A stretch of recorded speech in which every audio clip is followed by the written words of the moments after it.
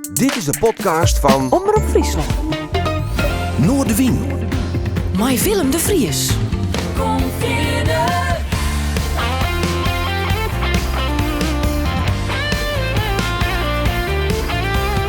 Alles wat te speelt.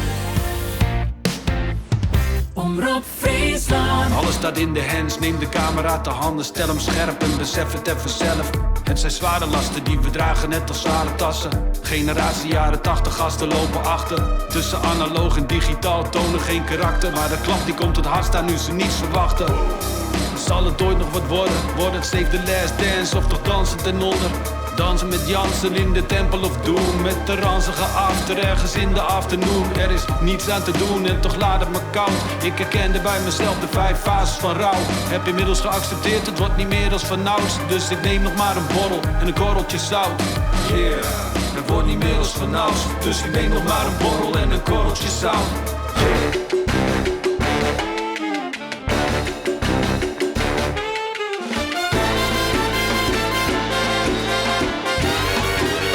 Dit is Noordewien.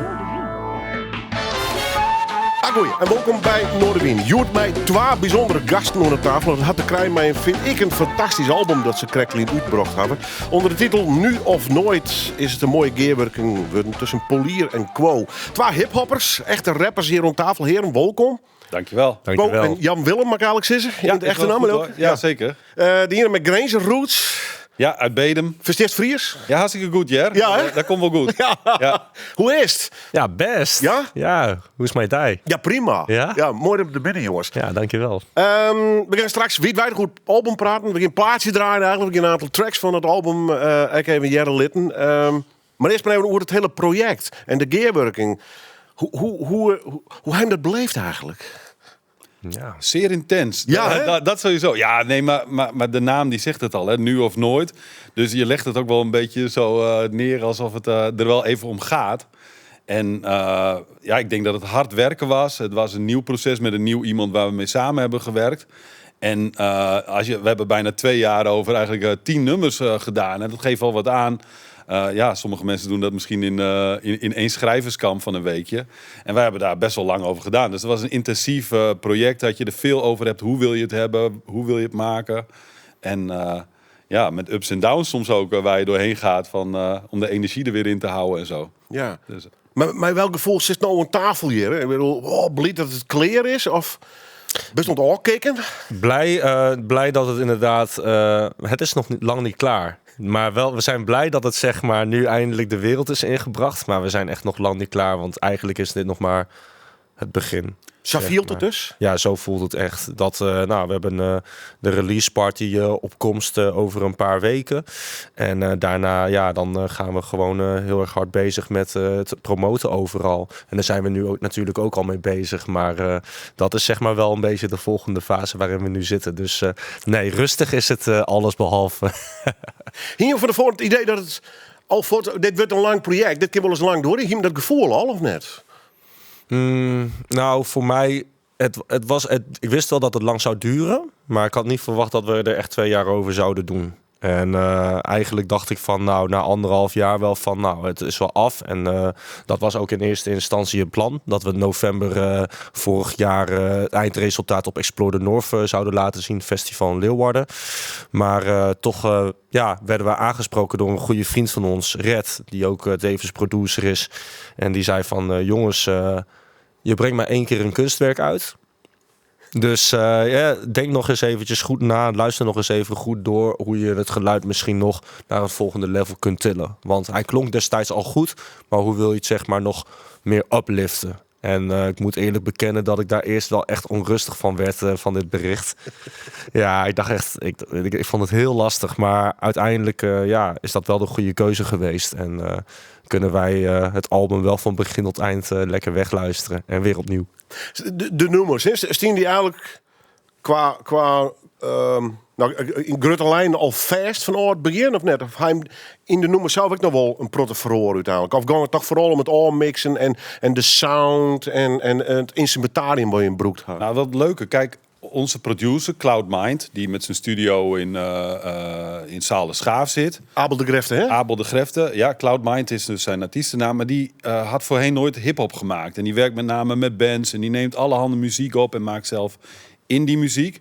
En is een hele andere opbouw. Weet je, wij werken ook wel met gewoon beatmakers. Die gewoon een mapje kunnen sturen met allemaal beats. Zeg je het vaak in de hip-hop, hè? Ja, maar bij hem is het gewoon eigenlijk vanaf de basis het opbouwen. Dus hebben we ook wel nummers gehad waar je anders zou zeggen, ik ga niet op deze beat aan de slag. Maar dat die halverwege het proces gewoon zo omgeturnd werd naar, moet een betere couplet moeten van een van beiden opkomen. Moet een andere sample onderkomen. We hebben bijvoorbeeld nummer van Haven tot Gort. Die is zeg maar al een jaar eerder lag dat al, hadden we al een nummer bijna meegemaakt. En gewoon nog weer op het laatst nog weer omgeturnd. Omdat degene die erbij opkwam niet die sample voelde. Nou ja, dus zo merk je dat het veel meer groei heeft gehad in die nummers dan wij voorheen in ieder geval gewend waren dat het was. En een protomij, echte instrumenten en echte muzikanten werken. Ja, dat klinkt een beetje raar, maar Ja, in de hip-hopwereld echt, zijn ze haast vaak met mixtapes en met producers te maken. Ja. Ja, en wij wilden heel graag beide feel er wel in hebben. Dus enerzijds ook wel wat gewone beats. Dus daar zitten, ik denk, een 3 zonder echte drums eronder. Maar de rest van de nummers die heeft gewoon live drums eronder. Van, als je daar in die studio bent bij Abel, ja, daar komen ook muzikanten komen daar langs. Dus daar speelt iemand een keer iets op de piano in. Daar loopt de hele tijd een drummer rond die knijtergoed is. En zo ontstaat dat ook. En dat is het mooie van dat eerste album van wat wij gemaakt hebben is Noorderlicht. En dat maakten we thuis bij Co. En dan heb je dat niet voorhandig. En als je dan die wereld instapt, dan opeens ontmoet je mensen, komen er andere ideeën, maak je anderen ook deelgenoot van je maakproces. En dan is het, we hebben ook niet het gevoel dat het van ons alleen is. We hebben bijvoorbeeld nu t-shirts hebben we laten drukken. En gisteren zetten wij even op een rijtje aan wie we dat allemaal uit willen delen nog, omdat ze betrokken waren. Dus Moet bijbestellen zeker, hè? Nou ja, we hadden er 100 ongeveer, maar wij komen de eerste 30 ben je zomaar kwijt met gewoon allemaal mensen die iets betekenen in het hele maakproces. Dus ja, dat is echt heel anders. Ja, maar misschien ook even wennen. Ik bedoel, maar niet eens hoe lezen. Daar had hij misschien ook een oren smaak, een oren idee van hoe lied het stukje misschien ook is.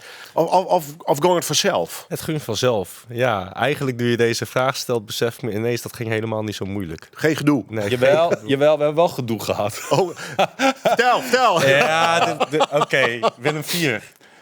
Ook, ik doel meer eigenlijk op dat we zeg maar gedoe hadden over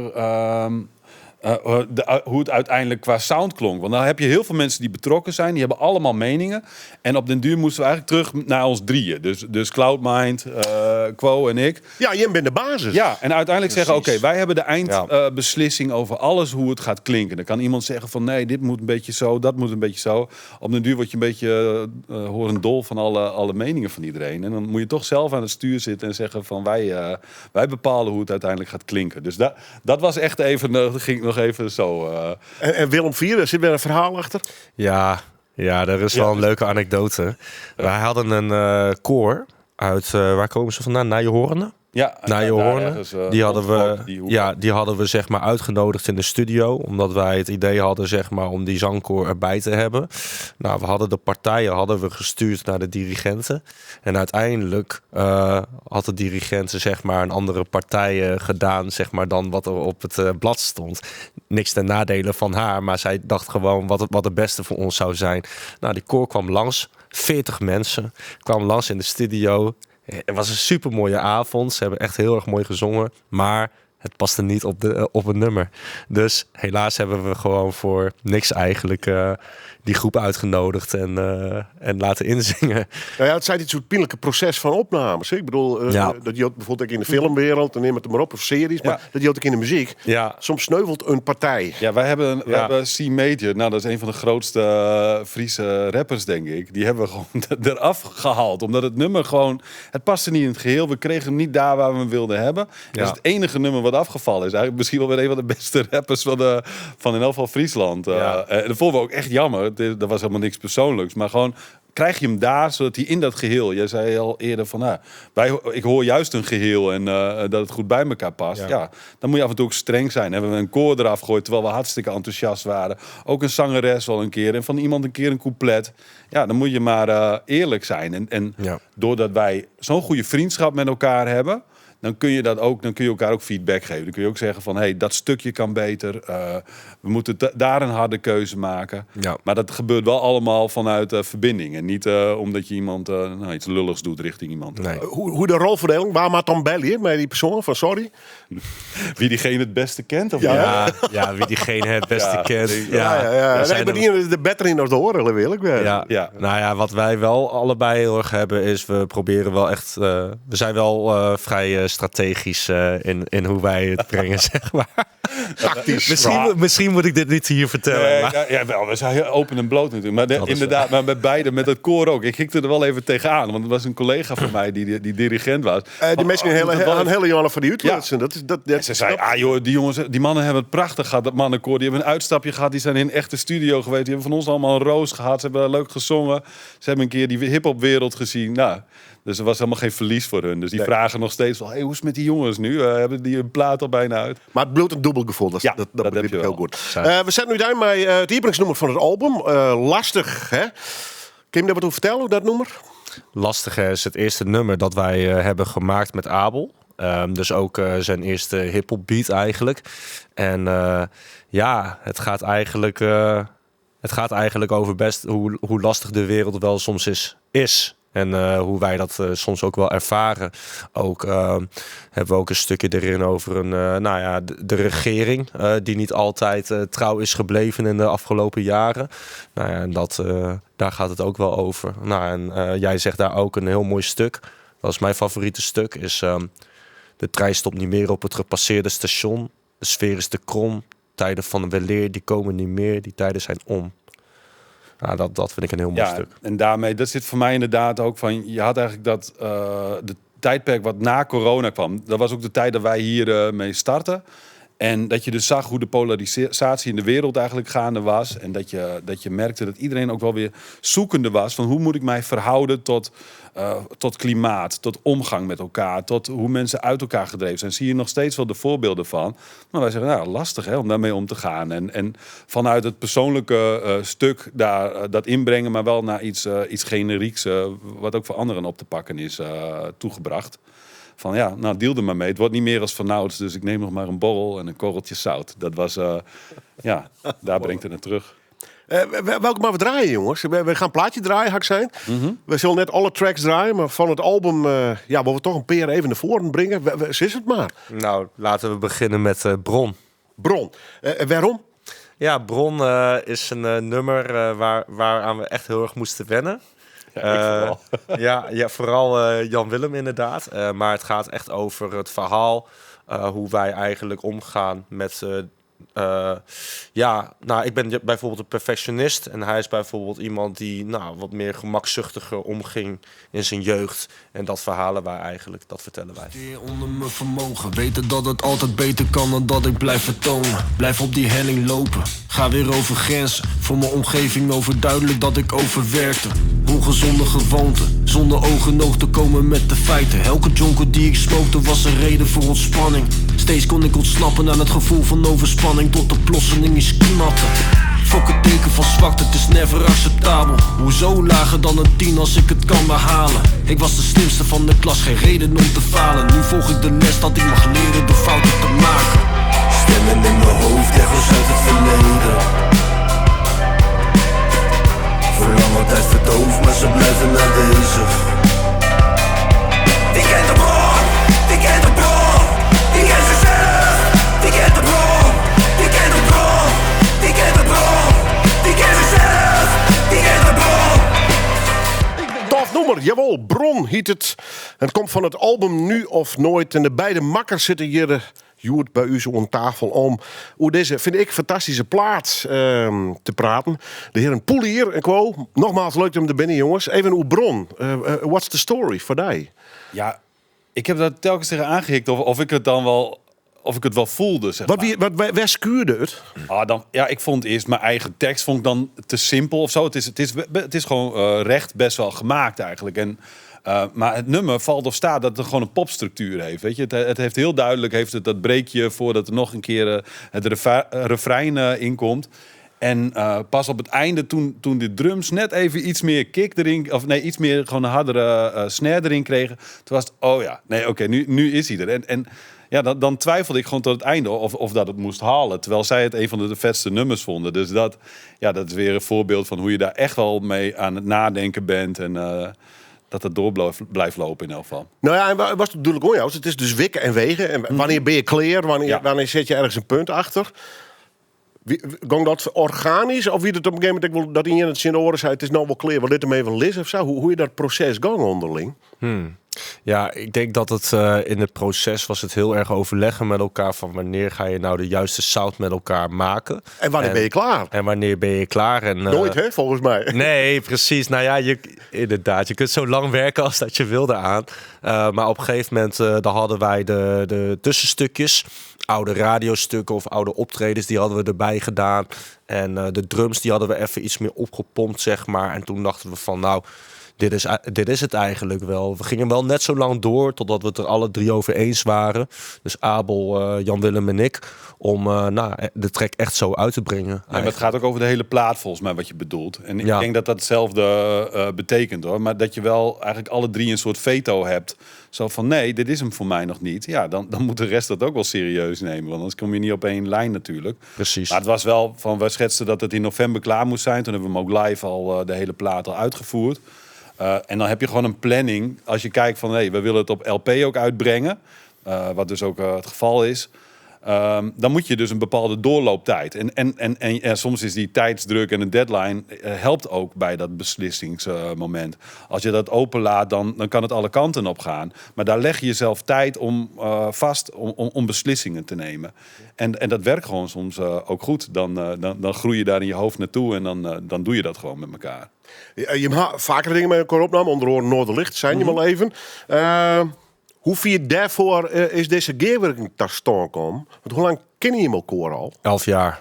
Zo. Ja, sinds 2013 volgens mij kennen we elkaar. En wanneer ben je met elkaar nummers begonnen te produceren en te meiden? Niet gauw na onze eerste ontmoeting. Dus eigenlijk in 2014 of 2013 hebben we ook echt onze eerste track gemaakt. Ja. Met dezelfde producer als onze eerste plaat Noorderlicht, Chris. En eigenlijk hebben we in die tussentijd altijd wel sketches gemaakt, demo's gemaakt, maar nooit wat uitgebracht. En toen, in de tijd van corona dan, 2020, toen gingen we meer muziek met elkaar maken. Ja, en toen lieten we dat liggen. Het was nooit het doel om daar iets mee te doen. Totdat we vorig jaar eigenlijk tot het besef kwamen van, we hebben best wel veel nummers. Ja, maar het is ook kijk, wat jij beschrijft is denk ik de vrijblijvendheid die erin staat. Van, wij wisten van elkaar allebei dat wij gewoon goede rappers kunnen zijn. Dat we inhoudelijk wel wat kunnen brengen. Dat we ook wel naar een eindproduct toe kunnen werken. Maar op den duur, als je dat niet van buitenaf te horen krijgt, moet je zelf dat besluit nemen om uiteindelijk te zeggen van, we gaan echt iets maken. En Kowe had ook nog sinds 10 jaar ook geen echt album gemaakt waarvan je zegt, dat is volledig wat ik wil. En voor mij geldt hetzelfde, dat je op den duur zegt van, het is nu of nooit dus. En dat is die nu of nooit voor ons ook. Van, je hebt iets, een soort potentieel en een wens die je naar jezelf toe hebt van, ik wil dat een keer in mijn leven gedaan hebben. Ja. En daar hebben we gehoor aan gegeven. En dat is ook wel een boodschap die we uit willen dragen.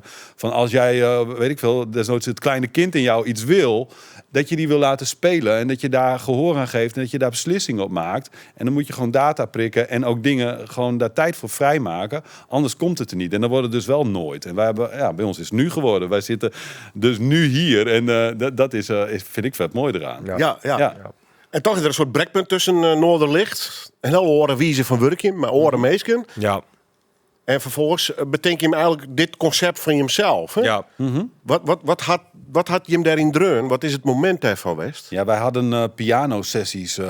Dat vond plaats van Dichter bij Leeuwarden. De schaafsessies. Van Dichter bij Leeuwarden. En dat is een beetje dat had je hem op dit spoor zet dus. Precies, ja. Dat deed Abel, die deed de opnames daarvan. En toen zijn wij naar hem toe gegaan. We vroegen of hij Noorderlicht wilde afmixen. Omdat daar die beat creator niet zo goed in is om dat zelf te doen. En toen zei hij, Amahula, ik ga dat niet van een ander afmixen. Ik ga zelf maken. Dus ja, en toen kwam dat op gang. En er was nog een makerssubsidie vanuit de gemeente Leeuwarden, die even een stimulans daarop gaf om ook een stukje financieel daarin te kunnen dekken. En toen is het losgegaan. En dan wil je ook zeggen, nou, dan gaan we een stuk of 11 nummers maken. Dat was ons idee ook. En nou, dat zijn er 10 geworden die op een plaat gekomen zijn. Ja, fantastische nummers. En, maar wel in je geheel, in die zin dat er binnen al wisselende nummers, maar er zit wel... Het is wel in een album worden, hè? Ja. Ben je er bewust mee bezig geweest of in het toeval? Of? Nee, dat was wel echt inderdaad bewust mee bezig geweest om echt een geheel te maken. Om echt een verhaal in het album te maken. We hebben ook heel vaak, net als andere artiesten waarschijnlijk ook, heel vaak gediscussieerd over de volgorde van het album. De sound, is de sound de leidraad of zijn de onderwerpen de leidraad? Mm-hmm. En uiteindelijk hebben we dit geheel van gemaakt. Ja, maar ik denk wel een paar dingen die erin zitten van dat je wil wel wat anders doen dan anderen doen. Dus volgens mij zitten wij ergens in een crossover waar voor mensen die niet altijd hiphop luisteren, hier wel naartoe getrokken kunnen worden. Die daar gewoon. Het had op een gekke manier wat een pop approach best wel van popnummers. Maar altijd hebben we gezegd van wij willen niet aan de achterkant dan mensen verliezen die gewoon hiphop heads zijn. Nee, maar wel hiphop blue. Ja. In zekere zin wel dat iemand die gewoon echt van boom bap hiphop houdt, die denkt van je wordt gewoon snoeihard, wordt hier gewoon gerapt op bepaalde nummers. Weet je, kun je niet iedereen de hele tijd tevreden stellen. Maar wij hebben onszelf daar wel, denk ik, helemaal tevreden in gesteld. Ja, ik denk wat voor ons heel belangrijk is, voor ons is een eis ook dat het gewoon textueel hoogstaand is. Mm-hmm. Voor ons doen. Dus dat moesten we sowieso erin integreren. Ja, anders krijgt hij het ook wel te horen en vice versa. Exact. Ja. Corrigeert je hem elkaar of hij hem nog echt in van Boetenhoorn die mij leesde met de teksten? Nee, dat doen we echt wel naar elkaar toe. Maar corrigeren klinkt een beetje alsof je beoordeelt, maar terwijl het samen voelde, zeg maar. Dus dat het mogelijk is van heel vaak als je rappers samenzet, die schrijven een verse en die gaan opnemen en hup terug. Maar bij ons was eigenlijk wel een sfeer waar we dat veel opener lag. En dus ook als er iemand voor een gastoptreden voor de plaat kwam, dat er gewoon open is van, we denken met elkaar mee, hoe krijgen we het naar een tof geheel toe? En dat niet, dat ego's even uit die ruimte zijn en dat het gewoon alleen maar het product eigenlijk centraal staat. En dat vind ik wel, daar had ik nog niet eerder zo meegemaakt. Dat voelt wel heel tof om dat zo te maken. Man, we praten erom maar weer zo'n plaatje draaien van het nieuwe album. Alle tracks zijn clear. Welke zijn we even draaien? Ja, we zitten nu bij Bank, denk ik. Hè? Dat wel mooi verteld verder. Dat is mijn persoonlijke favoriet. Is het uitlezen? Is dat textueel of is dat muzikaal? Of? Het is alles eigenlijk. Bank dat heeft een hele speciale verse ook van een saxofoniste, waar je u tegen zegt, Mireille Muller, doet de saxofoon solo. En de track gaat heel erg over dat wij een lange tijd op de bank hebben gezeten en eigenlijk de stap willen maken om van die bank te komen en naar de studio te gaan om mooie muziek te maken. Ik zou bij de credits nog 2 orennamen staan, die gaan mij werken. Ja, Mireille Muller en Trevor Vreeburg. En ook nog Alusai Rosier. Hij doet de drums inderdaad. Mireille doet de sax en Trevor de gitaar. En Mireille en Trevor die zitten in een groep genaamd The Wape uit Leeuwarden. Die ook later een album zullen uitbrengen. Maar dus van het Gutse pad echte muzikanten, echte instrumenten dus? Alles. Zeker weten. Ja. En deze track is ook heel bijzonder. Omdat het anders dan andere hiphop tracks niet 4 maten en 4 bars zijn. Maar dat het eigenlijk gewoon 5 regels zijn op een 4/4 Nou ja, je moet het maar luisteren. De bank is best comfortabel. 7 kussens voor in de rug en 2 zachte dekens. Laat me nog even onder water de rest van de aarde vergeten. Op tafel een groot glas met thee, tv zonder kabel. Ik kies wat ik kijk, waarschijnlijk morgen een like. Ga weer veel te laat slapen, standaard gezeik. Ik kijk naar de wereld van achter de ramen. Spreek op belerende toon en ben terend op andermans drama. Geef weer de ander de schuld, sta niet in voor de daden. Bouw aan luchtkastelen in Fata Morgana's. Maar zelf ervan leren, dat lukt niet door schuld en door schaamte. Helaas, en dat zit me dwars. Onderuitgezakt op de bank, kwam te weinig eruit voor wat er onderhuids bij me zat. Bezit een onstuitbare kracht, ik weet wat ik kan. Ooit komt het eruit, kom ik met mijn reet van de bank. Ja, alweer een heel mooi nummer dat we super kijk weer Jen van het album Nu of Nooit. Van de fantastische, ik neem het maar even een hip-hop duo, maar eigenlijk ben ik producers. Die ene nog fanatieker als de oren. Al jarenlang dwaande mij muziek, dus daar ben ik wel alleen maar blij mee dat het lied tot een album als deze. Op de plaat, en we hebben al wat naam neemt, best wel wat gearworking, mijn oren muzikanten, mijn oren producers. Ik moet toch even naar het verhaal, en dan kom ik uit bij die uit, met Shane. Hoe zit dat? Shane. Maar dan geven we eigenlijk over de grens, hè? Ja, we gaan zeker over de grens. Er zijn 2 mensen die uit Singapore die hebben samengewerkt aan dit album. Ja, want er is een Singapore connection, hè? Er is zeker een Singapore connectie. Vertel. Nou, mijn familie, bijna hele mijn familie woont in Singapore. En Singapore beschouw ik ook wel als mijn tweede thuis. Omdat ik daar heel vaak ben gekomen, ken ik het land ook uit mijn duimpje. En ik heb daar een hip-hop netwerk opgebouwd. Echt wat hele mooie vriendschappen. En 2 daarvan zijn Shane Tan en Irwan Shah. En Shane is inderdaad DJ. En die heb ik in 2019 leren kennen. Toen ik daar op vakantie was, familie had bezocht en mijn vrienden. En via kwam ik dan in aanraking met Shane. En hij is DJ. Nou, en een hele leuke connectie. Hij is ook oprichter van een collectief daar. Een hip-hop collectief muziek. Left Mind. En nou ja, daar maakt hij allemaal toffe dingen mee. Toffe hip-hop evenementen organiseert hij. En hij draait op verschillende feesten. En dat was eigenlijk... we hadden als laatste voor het album hadden we scratches nodig. En we zaten de hele tijd te zoeken binnen de lokale, binnen de regio. Nou, uiteindelijk lukte het niet. Waren we niet tevreden op een of andere manier. En toen had ik Shane benaderd of hij de scratches wou doen op afstand. En dat wou hij. Binnen 12 uur had hij het aangeleverd. Dus het was helemaal mooi. Hoe groot is die hip-hop scene daar? De scene in Singapore is eigenlijk best wel gegroeid in de afgelopen 15 jaar. Ik leerde mijn eerste vrienden op hiphop gebied kennen in 2005. En toen was de scene nog helemaal niet zo groot. Toen was het nog heel erg experimenteel.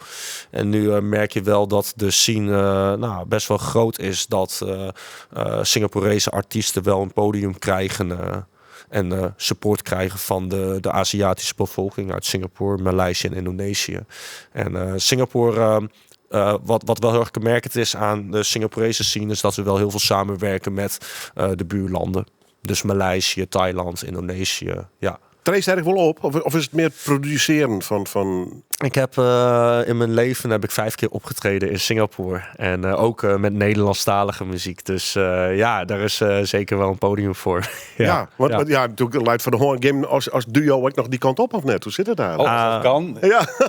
Nee, maar ik wil altijd nog dat hij mij een keer meeneemt. Dan Kan ik me voorstellen. kijk je toch heel anders naar die omgeving als je als toerist binnenkomt. Ja. Ik denk dat het een leuk bruggetje ook nog wel is naar Irwan, die ook op de plaat staat, op Hasta Luego. Er was een vriend van Kowe die kon Nederlands al, terwijl hij nog nooit in Nederland was geweest. En misschien kun je dat nog beter vertellen ook, omdat het jouw vriend is. Ik kwam Irwan een keer op stap tegen de dag na mijn optreden in Singapore. En buiten om 4 uur 's nachts. En hij zo van, hey, where are you from, man? Ik zeg, I'm from the Netherlands. Oh, spreek je dus Nederlands? Die gast was nooit in Nederland geweest. Nooit een stap in Europa gezet. En hij leerde al een paar jaar Nederlands. Hij spreekt ook Deens, hij spreekt ook Zweeds, hij spreekt ook Spaans. Ja, iedereen had zijn hobby, hè? Ja, iedereen heeft zijn hobby. Was bij een Fries leren. Ja, ik denk dat dat de volgende stap wordt. Ja, bij deze, ja. En Irwan kwam, ik denk 2 jaar geleden, kwam die, of vorig jaar. Hij kwam in ieder geval... jaar terug. Ja, hij kwam spontaan op bezoek in Leeuwarden. Hij was in Nederland. En zijn we eerst op donderdagavond bij Ton naar de scooters geweest. Karaoke, even inzingen. En de volgende dag hadden we een afspraak in de studio. Nou, en Jan-Willem en Abel waren best wel verbaasd over dat hij Nederlands sprak. En toen zei Jan-Willem op een gegeven moment van... Irwan, ga jij eens achter de microfoon staan nu?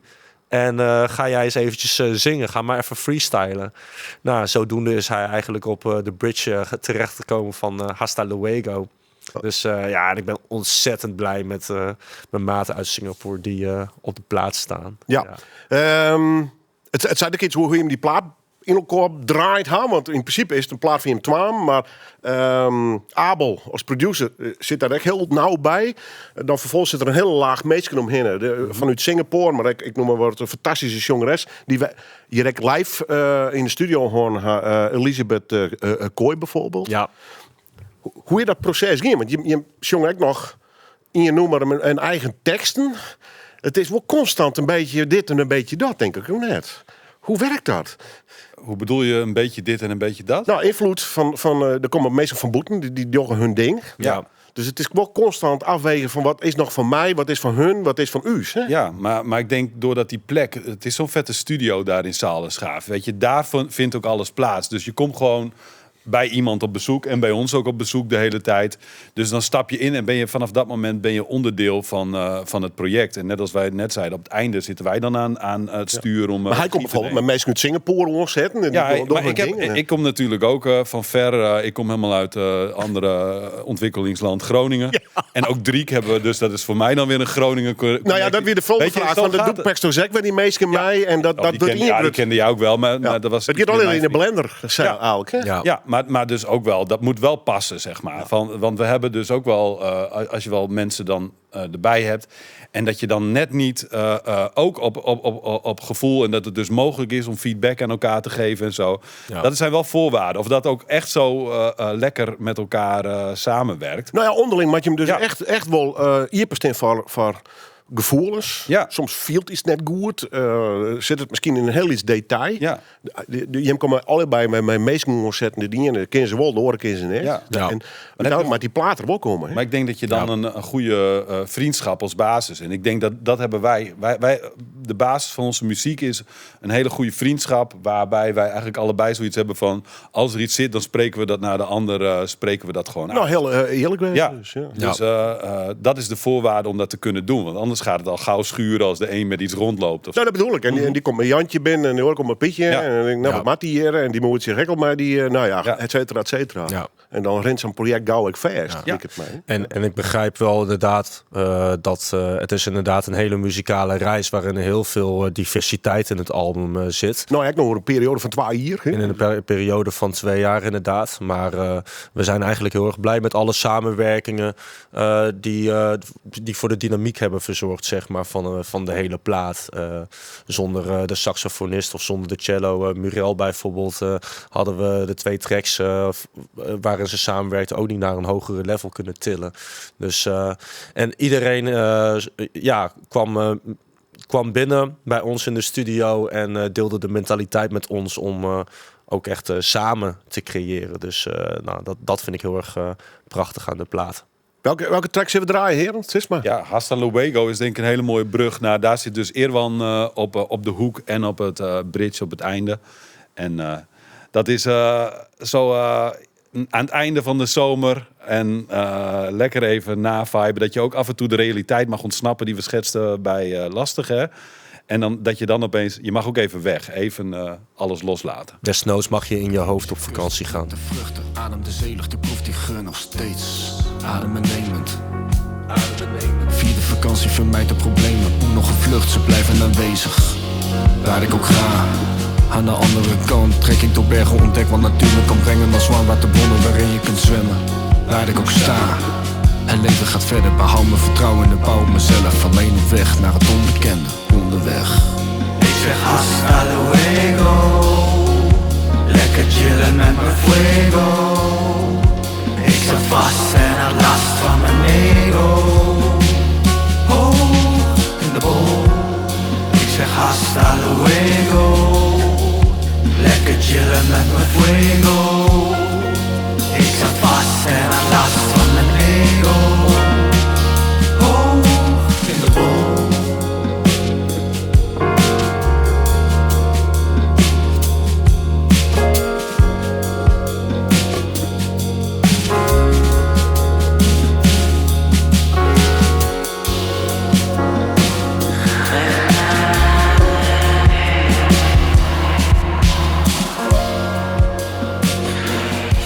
Hasta Luego. Prachtig nummer van het album dat we hier bespreken.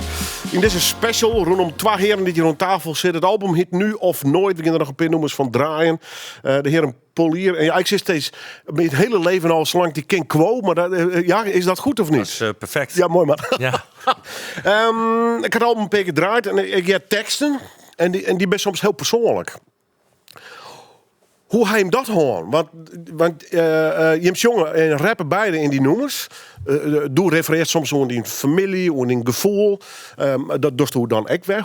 Hoe hij hem dat onderling hoort met het schreeuwen van die teksten. Hij de teksten gewoon Nijsselkoorlijn of zo? Of? Nou, je hebt wel een bepaald vertrekpunt wat je vaak krijgt door de beat die er ligt. Ja. En Maar er is de kans dat beide een apart verhaal vertelst. En niet je noemer, of net? Ja, maar als je dus op elkaar ingetuned bent... dus voordat je gaat werken ook bespreekt wat iemand op zijn hart heeft...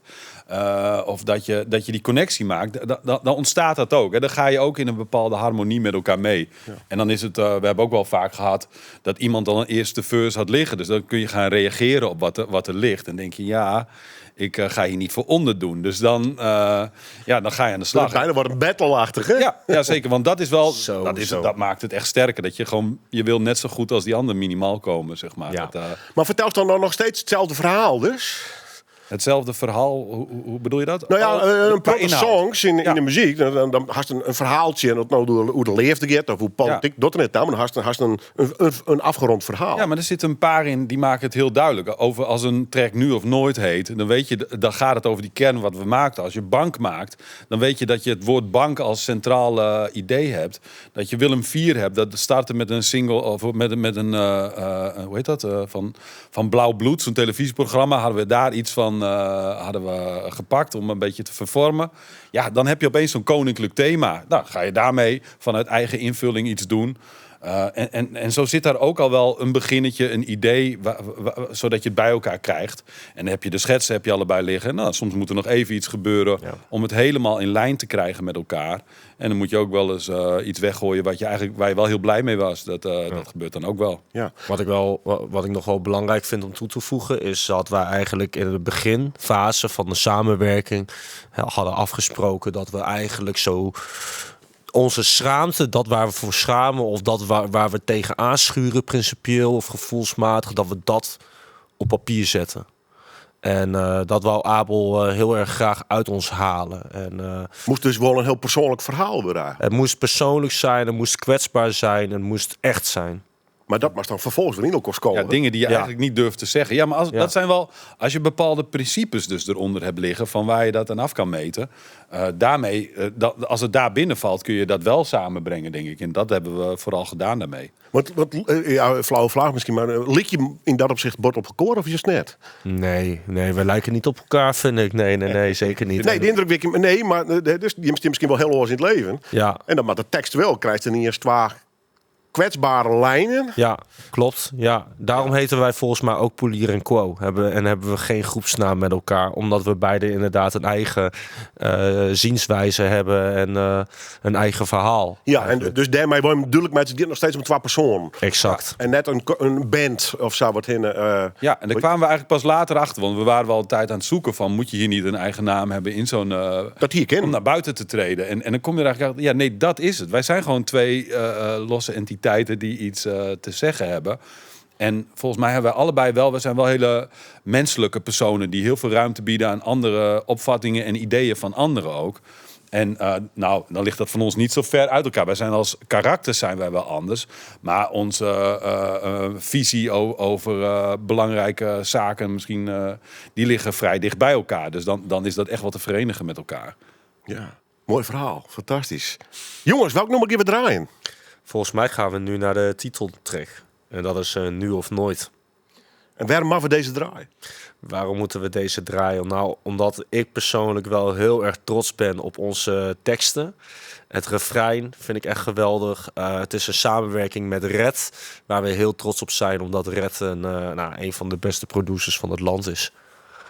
Klaar. Geen U-turn now, oh never sugarcane. Zoet een bitter leven, brandend rubber en een hart van steen. Hindernissen killen die, wij gaan dwars doorheen. 93 till infinity, dit is forever man. Geen U-turn now, oh never sugarcane. Zoet een bitter leven, brandend rubber en een hart van steen. Hindernissen killen die, wij gaan dwars doorheen. 93 till infinity, dit is forever man. Als je nu niet gaat, wanneer dan wel?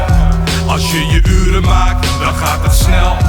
Het kost je uren, maar natuurlijk gaat het niet voortdurend hard. Maar maak furoren, doe je niks, heb je verloren van de start. Als je nu niet gaat, wanneer dan wel? Als je je uren maakt, dan gaat het snel. Het kost je uren, maar natuurlijk gaat het niet voortdurend hard. Maar maak furoren, doe je niks, heb je verloren van de start. Als je nu niet gaat, wanneer dan wel? Als je je uren maakt, dan gaat het snel.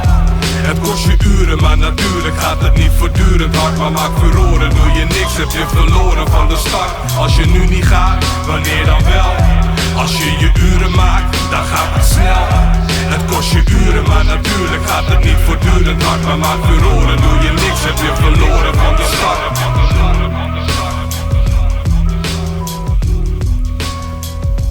Nu of nooit, titelnummer van het album dat we hier centraal hebben in deze uitsturing van Noordwien. Met 2 gasten hier rond tafel. En we vertellen natuurlijk het verhaal van 10 nummers bij elkaar. Ik vind het een bijzonder mooie plaat. Het is net alleen een klassieke hip-hop plaat, maar echt muzikanten. Er is 2 hier rond werken. De heren Polier en Quo. Ja, en nou is hij klaar. Ik geloof iets van vinyl zelfs, hè? Ja. Ja, wij zijn heel blij. Ja, hè? Ja, kan je me voorstellen. Want dat ben projecten op zichzelf om een plaat op vinyl te krijgen. Wie dat voor de bedoeling? Want het zit natuurlijk op een streamingtjenesten. Het is al digitaal. Maar dan moest dus old school. Ja, natuurlijk moesten we een plaat hebben. We hebben nog nooit samen een LP uitgebracht. Laat staan apart van elkaar. En wat is nog een groter geschenk aan jezelf als artiest dan je plaat op LP hebben. Dat moest wel gebeuren. Ja, dus dit wordt het pronkje van. Ja, we hadden al wel vrij snel bepaald dat we dit wilden. En ook dat zet zeg maar weer ergens... wij willen een goede LP. Dus dan moet het wel goed genoeg zijn om het op LP te zetten. Mm-hmm. En dan betekent ook... Ja, dan moet je wel een goede hoes hebben die je graag ergens uitstalt. Dus... Ja, even hoe de vakantiepress trouwens. Waar had die maken? Ja, Mireille, een vrouw met snor. Zo presenteert zij zichzelf. Zo kun je haar vinden op Instagram bijvoorbeeld. En zij doet collagewerk. Vrouw met snor? Vrouw met snor. Oké, yes. ja. En dat is Mireille die ook de sax 2 keer op het album doet. En zij maakt collages. Dus zij knipt en plakt van allerlei dingen. Dus we hebben gezellig samen een avondje bij haar gezeten. En onze elementen en ons verhaal. Nou, eigenlijk een gesprek zoals we met jou voeren. En dan met haar. En zij is daarmee aan de slag gegaan. Ja, en heeft daar iets moois van gemaakt. En Chris, die onze vorige plaat heeft geproduceerd... die heeft dan nog weer dat digitaal gemaakt. Zodat het ook de letters op staan. Op de achterkant de nummers en zo erop staan. Dus dat het een mooi geheel in ieder geval met elkaar is. Ja. Hij werd natuurlijk gepresenteerd, er werd een feestje om heen gebouwd. En dan? Wat wil je hem verder? Wat wil je mee hem leven, heren? We doen natuurlijk alles zelf. Ja, en, dit is echt een doe-het-jezelf project, hè? Ja, precies. Dus, geen labels. Geen labels. Dus alles wat we uitbrengen, wat we maken, dat doen we allemaal zelf. En we betrekken er mensen bij. Videoclips staan in de pijplijn. We zijn bezig met een tour organiseren in het najaar. En we hopen dat te realiseren. Dus dat is wel waar we streven. Hoe zit het eigenlijk op dit stuit met het hip-hop circuit? Is er een live circuit? Ja, er is wel een live circuit, inderdaad. Maar het is ook vooral heel erg zelf hard werken om evenementen te regelen. Ja, misschien een product zelf organiseren misschien wel. Ja, zeker weten. Dus daar zijn we ook heel erg naar aan het kijken. En proberen ook buiten de regio ook te kijken naar optredens. Ik zou naar Singapore gaan activeren. Ja, Singapore moet wel zeker niet ontbreken in het lijstje. En live in Groningen? Ja, dat is ook een volgende stap. En die is wel te zetten. Maar als je nog een stap daarbuiten wil zetten...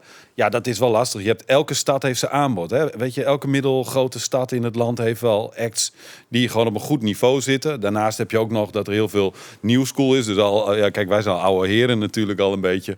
Maar dat er ook al jeugd weer aandient. Dus het is wel zoeken, wat zijn de goede evenementen waar het dan in past. Ja. Maar het voordeel is wel, Kowe is iemand met een groot netwerk en die benadert ook heel veel mensen. En zo, door samen onze inzet te doen, gaan wij gewoon ook het land intrekken. Ja. Want dit moet gehoord worden natuurlijk. Ja, maar even eerlijk wezen, in dat opzicht is de hip-hopwereld best wel een apart wereldje vergeleken met de rest van de popmuziekindustrie. Klinkt zwier, maar dat is dancefestivals, danceclubs. Je hast Oerol, zoals Balwerk, Iduna, waar de gitaarbands, de popbands optreden. Daar ben ik wel hip-hop, Jan, maar dat is toch vaak wel wat... Had ik het in zichzelf keert, hè? De Grazer scene, de Louter scene, Ja, wel gelijk dat het inderdaad best wel een versplintering is, zeg maar, de scene. En dat het is opgedeeld in verschillende regio's. En ook aan de andere kant is de hiphopcultuur zo erg gegroeid dat je wel echt een onderscheid hebt tussen bijvoorbeeld straatrap en oldschool hiphop bijvoorbeeld. Ja, maar dat is internationaal, shows. Te zien van de grootste muziek. Inderdaad. Genres en branches. Ja. In de industrie natuurlijk. Ja, maar dat zou je... Kijk, en het is zo groot. Je kunt het, als je pop zegt, pop is de grootste muziek. Maar dat is ook niet één soort muziek. En dat is denk ik waar eendimensioneel beeld eerst kwam. Maar nu hebben heeft popmuziek heeft heel veel invloeden van de type beats wat er ligt. Zeker met die trap beats die je van tegenwoordig hebt. Of dat er in reclames terugkomt allemaal. Dus ja, het is heel, heel groot en heel breed. En is denk ik wat wij weer doen, waarbij wat serieuzere Nederlandstalige hiphop, heb je best iets niche natuurlijk te pakken. Dus dat is misschien wel kleiner. En heb je misschien een klein taalgebied. Dus wij hebben ook zoiets van naar België. Dus luistert België ook naar jou? Ik weet het niet hoor. Maar... Ja, allemaal. Ja, allee. Vlaanderen. Hier allee, welkom. Hier is Noord-Holland. Boek deze jongens. Ja. Nou, prima. Dan gaan we ook naar Brugge. Ja, goed, de deur staat open dus. Maar jullie zitten echt nog aan het begin, wat dat betreft. Precies. Zo begonnen we ook een beetje. Het is niet een eindpunt, dit is een beginpunt eigenlijk. Ja. Dat is nu of nooit ook, denk ik. Zeg maar, na elke nooit komt er weer een nieuwe nu. Ja. En ik wil het niet eens zoals begin en eind neerzetten. Maar we hebben wel gezegd van je moet je eigen regio hier pakken. En dan gestaag uit gaan breiden. En gewoon geloven in wat je doet en kwaliteit neerzetten. Dan komt dat op die plekken zeker terecht. Ja. En we blijven nieuwe muziek maken. Dat hebben we ook op de plek. Ja, maar doe je maar apart van elkaar nog dingen? Of is dit even momenteel wel... Nee, we doen ook apart van elkaar dingen. Ik ben zelf ook met 2 projecten bezig samen met wat producers. En daarnaast hebben we nog een nieuw album of een nieuw project op de planning staan. Gezamenlijk. Dus allebei. Ja, en ik heb wel drukte met werk en gezin en dergelijke. En merk ik wel dat dat zoek is, omdat je nu met alles regelen eigenlijk ook gewoon weer een hele grote taak in elk geval daarnaast hebt. Wat doe je in je dagelijks leven? Ik werk als jobcoach bij Rea College. Dus ik begeleid jongeren met een afstand tot de arbeidsmarkt. En die begeleid ik naar het werk toe via stages. En dat is drukte met gewoon een gezin erbij. Ik doe nog zelf als spoken word, doe ik ook nog dingen mee. En het liefst, ik zou ook heel graag voor mezelf nog een project met op de planken ergens staan. In de zin van een show waar het meer een one-man show zou zijn. Maar ook met Quo, dat sowieso. Dus er gaat wel meer komen. Kom op. Ja. Doe maar een studie. Wie precies? Muziekmanagement? Ja, die is al bijna klaar inderdaad. Maar ik heb dit jaar inderdaad muziekmanagement gedaan. Met dank aan Friesland Pop. En hebben we een paar sessies in de Neushoorn gehad, een paar sessies online. Maar en ik ben tegenwoordig ook manager van de man Lil Pier. Dus op dat gebied ben ik heel erg bezig met de muziekindustrie een beetje leren kennen. En hoe je daarin kunt verweven. Begin met het laatste nummer. Yes. Willem Fjouwer. Ja. Vertel, wat is het verhaal van dit nummer? Jij mag het vertellen. Ja, op Koningsdag was hij weg 2 jaar terug. En toen zat ik met Abel. En toen zei ik, we moeten wel iets koninklijks gaan doen. Dus toen gingen we Blauw Bloed, zo'n programma over het Koningshuis erbij pakken. En die sample pakken en daarmee gewoon gaan werken. En vanuit dat idee ontstond weer het haakje wel naar wat wij wilden doen. Is eigenlijk niet geleid worden, maar op zoek gaan naar de koning in jezelf. Als je zelf de leiding over je leven neemt, als je zelf verantwoordelijk neemt voor de keuzes die je maakt en daarvoor gaat staan, dan ben je zelf de koning in jezelf. Dus wij zijn 2 koningen op deze track met een fantastische koningin op het einde, Elisabeth Kooi, die haar sopraan erover doet. Dank u wel. Heer. En koop de LP. Yes. Jij bedankt. Top. Dankjewel man. Top.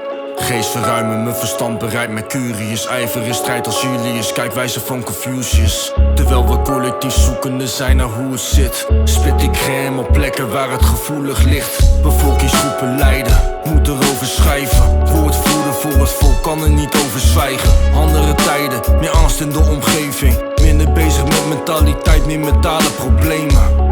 Kan me niet langer meer aan toegeven, kan niet langer toekijken, nu moet ik jullie toespreken. Blijf niet langer onzeker met het gevoel leven. Problemen geven kansen, weet dat je ze moet nemen. Net als mijn pa, gasten bij de jaren 70. Zuinig met elke stuiver, rustig sparen voor verbetering. Dus met het oog op de toekomst weet ik dat ik vooruit kom. Ken mijn kracht, kennis is macht, we leven rijkdom.